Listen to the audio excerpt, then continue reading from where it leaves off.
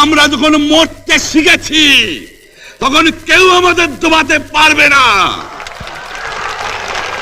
যে পর্যন্ত আমার এই দেশের মুক্তি না হবে, খাজনা ট্যাক্স বন্ধ করে দেওয়া হলো, কেউ দেবে না।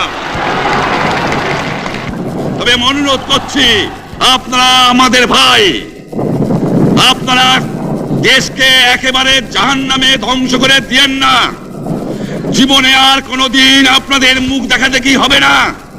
যদিও আমরা শান্তিপূর্ণভাবে আমাদের ফয়সালা করতে পারি, তাহলে অন্তপক্ষে ভাই ভাই হিসেবে বাস করার সম্ভাবনা আছে।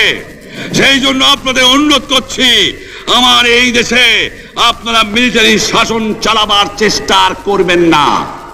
দ্বিতীয় কথা, প্রত্যেক গ্রামে, প্রত্যেক মহল্লায়, প্রত্যেক ইউনিয়নে, প্রত্যেক সাব ডিভিশনে আওয়ামী লীগের নেতৃত্বে সংগ্রাম পরিষদ গড়ে তোলো এবং তোমাদের যা কিছু আছে তাই নিয়ে প্রস্তুত থাকো।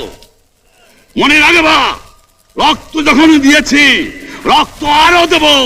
এদেশের মানুষকে মুক্ত করে ছাড়বো ইনশাআল্লাহ। এবারে সংগ্রাম আমাদের মুক্তির সংগ্রাম, এবারে সংগ্রাম স্বাধীনতার সংগ্রাম। আপনারা আমার উপরে বিশ্বাস নিশ্চয়ই রাখেন। জীবনে আমার রক্তের বিনিময়েও আপনাদের সঙ্গে বেঈমানি করি নাই। প্রধান